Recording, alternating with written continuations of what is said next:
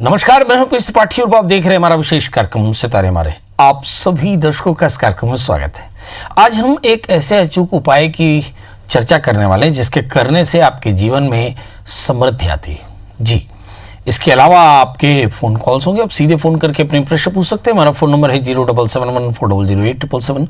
आपसे आधे घंटे तक लगातार ये फ़ोन लाइन खुली रहेगी और हमें आपके फ़ोन का इंतजार रहेगा। तो चलिए कार्यक्रम की शुरुआत करते हैं और जानते हैं आज का पंचांग। आज शब संवत 2077 शक 1942 सूर्य उत्तरायण का आषाढ़ महीने की कृष्ण पक्ष की सप्तमी तिथि और दिन शुक्रवार। आज सप्तमी रात्रि को 10:53 तक। आज शतभिखा नक्षत्र होंगे 6:48 तक। आज चंद्रमा कुंभ राशि में होंगे। आज का राहु काल 10:23 से 12:03 तक होगा। तो दोस्तों, ये तो था पंचांग और अब बात करते हैं उन उपायों की जिससे आर्थिक समृद्धि आती है। किसी व्यक्ति के पास कितना धन है, कितनी संपत्ति है, उसकी आर्थिक स्थिति कैसी होगी, इसकी पूरी जानकारी आपकी जन्म कुंडली से जानी जा सकती है। जब भी आपके आय में बाधा हो या खर्च बढ़ने लगे तो कुंडली का विश्लेषण जरूर कराना चाहिए। खासकर कोरोना पैंडेमिक में जब आपके पास आय वास्तव में बाधित होने लगे तो उपाय भी करना चाहिए। आज हम चर्चा कर रहे हैं आर्थिक उपाय जिसको करने से आध्यात्मिक उपाय जिसके करने से आर्थिक कष्टों की निवृत्ति होती है। जी, हम विकर्तन पूजन का विधान चर्चा करने वाले हैं। इसके लिए शुक्र के दोषों को दूर करने के लिए, सूर्य के दोषों को दूर करने के लिए विकर्तन पूजन करना चाहिए। विकर्तन पूजन करने से आर्थिक परिस्थितियां बेहतर होती हैं और सभी प्रकार के भौतिक सुखों की प्राप्ति होती है। विकर्तन पूजन के लिए किसी भी महीने के शुक्ल पक्ष प्रथम शुक्रवार से 18 दिन तक लगातार विकर्तन पूजन करने से, आटे की लोई से दीपक बना करके घी का दिया जलाने से, विकर्तन मंत्र का जप करने से, घी का दान करने से आर्थिक कष्टों की निवृत्ति होती है और भौतिक सुख प्राप्त होते हैं। इसके अलावा शुक्रवार को किसी विवाहित स्त्री को सौभाग्य की वस्तुओं का दान भी करना चाहिए। सौभाग्य के सामान जैसे चूड़ियां, कुमकुम, लाल साड़ी, इन उपायों से महालक्ष्मी प्रसन्न होती है और सभी प्रकार के कष्टों को दूर करती है। शुक्र के शुभ उपाय पाने के लिए शुक्रवार को शुक्र मंत्र का जप करना चाहिए। मंत्र की जप संख्या कम से कम 1 माला यानी 108 होनी चाहिए। शुक्र मंत्र ओम द्राम द्रीम द्रौम साह शुभ शुक्राय नमः, इस मंत्र का इस तरह जप करें। और शुक्र ग्रह के लिए हीरा, चांदी, चावल, मिश्री, सफेद वस्त्र, दही, सफेद चंदन, घी इत्यादि का दान करना चाहिए।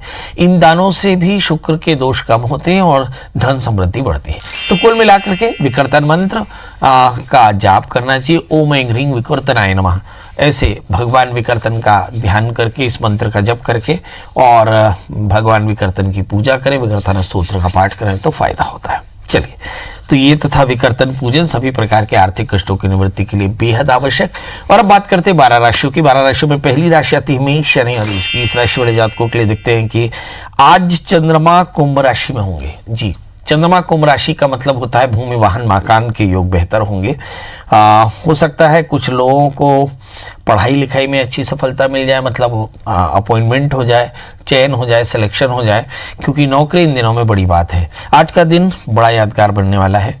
कुछ लोगों को चोटें लग सकती है। एग्जैक्टली मंगल की अगर स्थिति देखें तो मंगल आपको बताते हैं कि 11वें स्थान में मंगल के साथ में चंद्रमा है, तो थोड़ी एनर्जी सरप्लस होने के कारण परेशानी आ सकती है। मंगल के साथ में चंद्रमा महालक्ष्मी योग बनाता है, मतलब धन के योग बेहतर होंगे, थोड़ी सी परेशानी। तीसरे स्थान में राहु, चित्त की एकाग्रता अच्छी नहीं है। और दशम स्थान में बृहस्पति पेट की तकलीफें दे सकते हैं। कुल मिलाकर करना क्या चाहिए? इस राशि वाले जातकों के लिए चाहिए कि ये उड़द की दाल और सरसों के तेल का दान करें। तिल और गुड़ से बने हुए लड्डुओं का दान करें। इसके अलावा शनि मंत्रों का जप करें तो आज का दिन बेहतर होगा। बात कर लेते हैं दोस्तों वृषभ राशि की। इस राशि वाले जातकों के लिए देखते हैं कि इस समय लग्न में सूर्य के साथ में शुक्र है और चंद्रमा मंगल दशम स्थान में। द्वादशीश मंगल दशम स्थान में, मतलब स्थान परिवर्तन के योग एग्जैक्टली बन सकते हैं। इस समय अगर हम बुध और राहु को देखें, दूसरे स्थान में ही, किसी प्रकार का शॉर्ट टर्म इन्वेस्टमेंट बिल्कुल ठीक नहीं। 8वें स्थान के केतु, यात्राओं से बहुत फायदा नहीं होगा। भाग्य स्थान में बृहस्पति, शनि के साथ में मुझे ऐसा लगता है कि स्थान परिवर्तन के योग आपके लिए थोड़े फायदेमंद हो सकते हैं। जहां तक सवाल चंद्रमा का है, चंद्रमा इस समय तृतीय शुक्र के दशम स्थान में, तनाव थोड़ा सा हो सकता है, क्या करना चाहिए।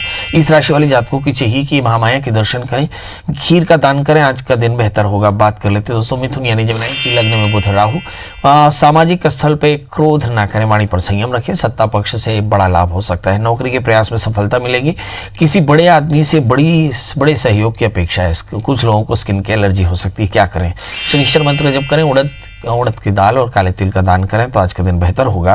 बात कर लेते हैं दोस्तों कर्क यानी कैंसर की 12वें स्थान में बुध राहु।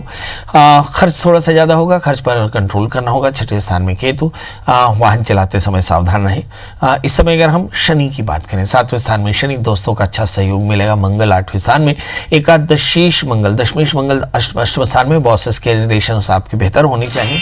आज का दिन बड़ा हैक्टिक होगा, क्या करना चाहिए।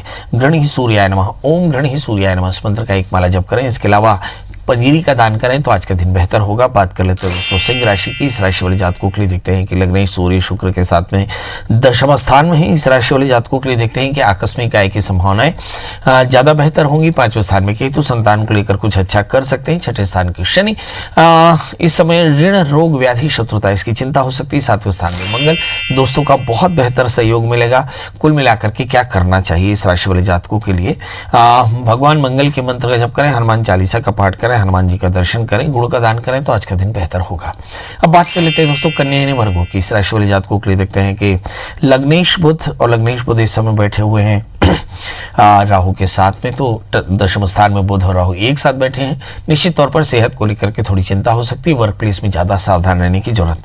4थे स्थान में केतु है, वाहन का लाभ होती हुए दिखाई पड़ता है। 5वें स्थान में शनि, संतान को लेकर कुछ बेहतर कर पाएंगे।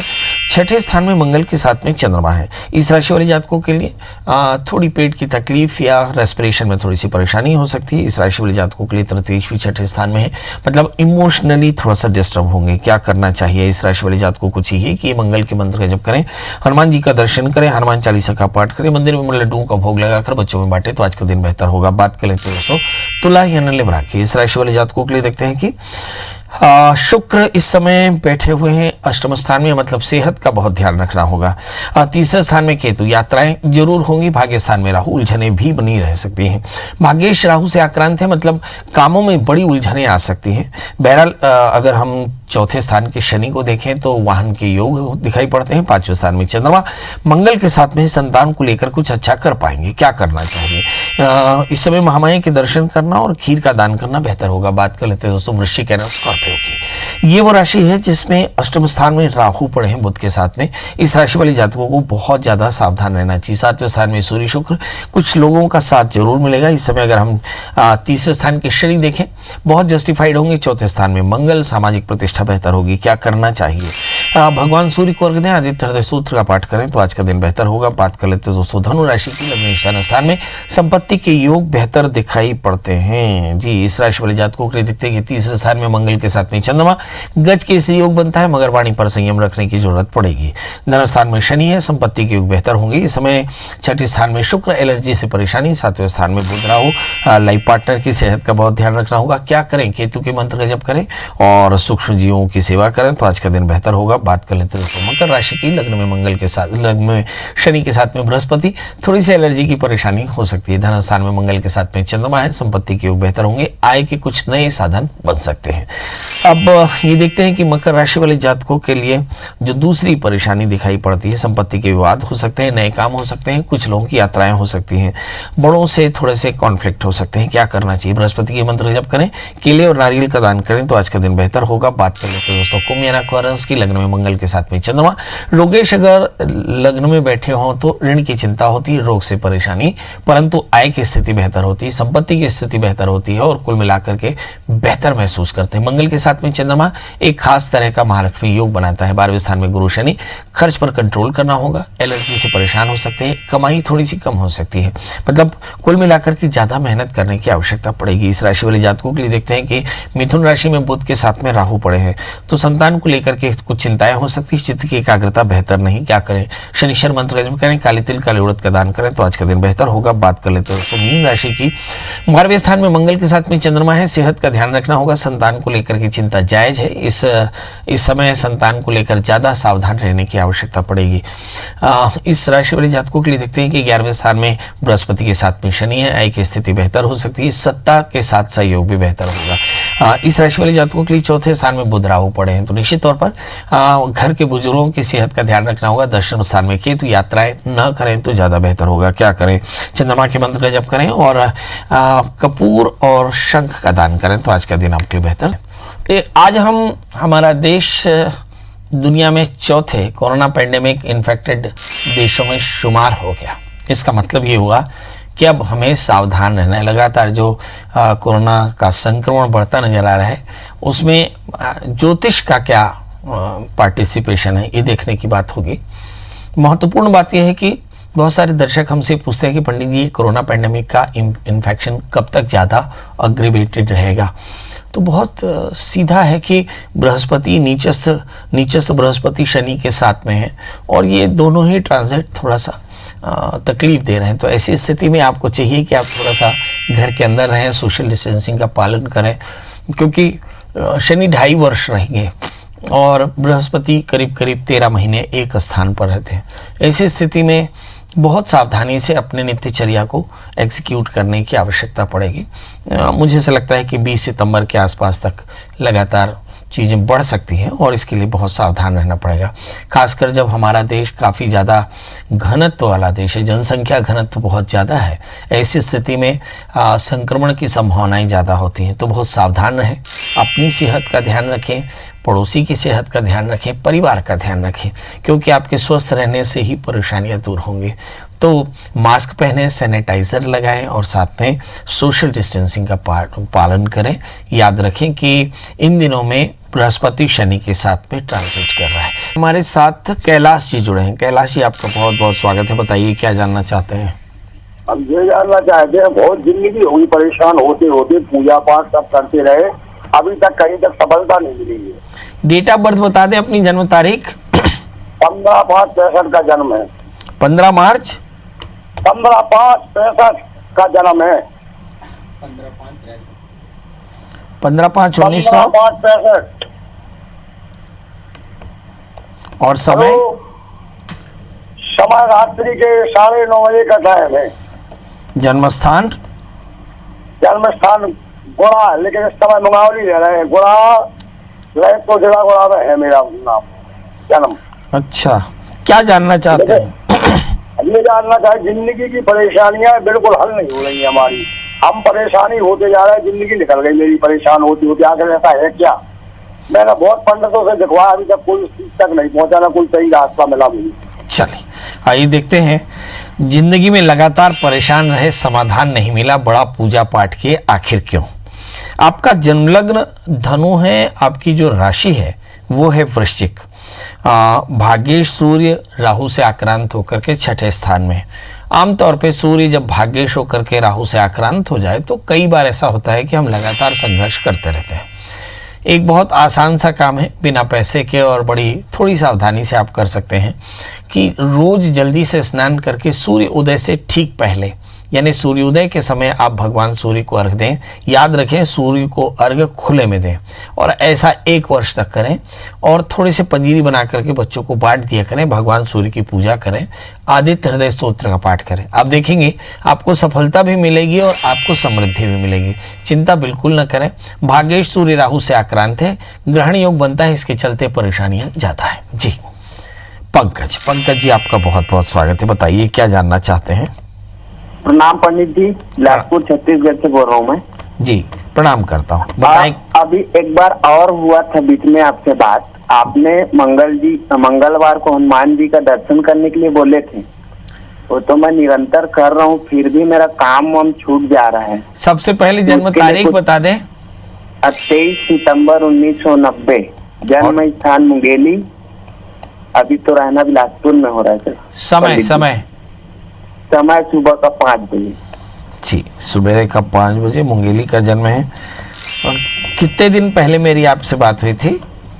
लगभग वही 5-6 महीना पहले। चलिए 5-6 महीने पहले बात हुई तो थी। ठीक ठाक चल ही रहा था और आज भी मैं जाता हूँ, लेकिन काम मैं कहीं चालू कर रहा हूँ तो छूट जाता है अपने आप। चलिए आइए, किस नौकरी कारण बार बार कौन सा छूट रही है, बताएंगे? इसकी वजह क्या है? जी। आपका जन्म लग्न सिंह है, आपकी राशि तुला है, और इस समय ये तो तय रहा कि भाग्येश मंगल दशम स्थान में है, तो आगे चल करके आपको सफलता तो जरूर मिलने वाली। गोचर में जरूर बृहस्पति और शनि तीसरे स्थान में है और कोरोना पैंडेमिक का समय है, तो मुझे ऐसा लगता है ये एक परेशानी जरूर है। इन दिनों में जो सबसे महत्वपूर्ण बात यह है कि शनि में राहु की अंतर्दशाएं चल रही है और ये 26 अक्टूबर 2021 तक चलेंगी। मतलब ये हुआ कि आपको बार बार नौकरियां 21 अक्टूबर 2021 तक छूट सकती हैं, क्योंकि राहु की अंतर्दशाओं में इस तरह की तासीर देखने में आती है। तो क्या करना चाहिए? आप दत्तात्रेय कवच का भी पाठ शुरू कर दें, भगवान शिव का पूजन भी शुरू कर दें, इससे काफ़ी फायदा होगा। याद रखें, शनि में राहु सबसे लीथल कॉम्बिनेशन होता है किसी भी जातक की जन्म कुंडली में। वो दशाएं आपकी 2018 से चली 2021 तक चलेगी जी। तो आज हम चर्चा कर रहे थे कि ये जो महामारी है बड़ी तेजी से बढ़ रही है और ज्योतिषीय जो व्यवस्थाएं दिखाई पड़ती हैं कि नीच का बृहस्पति शनि से आक्रांत से हो करके चल रहा है। ऐसी स्थिति में हम देखते हैं कि एग्जैक्टली 29 मार्च मेरा ख्याल है कि यहाँ से बृहस्पति का ट्रांजिट शुरू हुआ और 24 जनवरी से शनि का ट्रांजिट शुरू हुआ। यदि आप पूरी दुनिया में कोरोना के विस्तार की तारीख देखें तो 23 जनवरी के आसपास से कोरोना का अलर्ट जारी हुआ और 29 मार्च वो डेट है जहां से कोरोना वर्टिकल ग्रोथ करना स्टार्ट किया। तो एक परेशानी का समय तो है। अब यदि ज्योतिषी जानते होंगे कि शनि और बृहस्पति का ट्रांजिट थोड़ा लंबा होता है, तो ऐसी स्थिति में हमें एक लंबी लड़ाई के लिए तैयार रहना चाहिए और उसका सीधा तरीका यह है कि आप अपने जीवन में अनुशासन रखें। इससे डरने की जरूरत नहीं, मगर यस सावधान जरूर होना चाहिए। हमारे साथ करुणा जुड़ चुकी हैं। करुणा जी, आपका बहुत बहुत स्वागत है। बताइए क्या जानना चाहती हैं?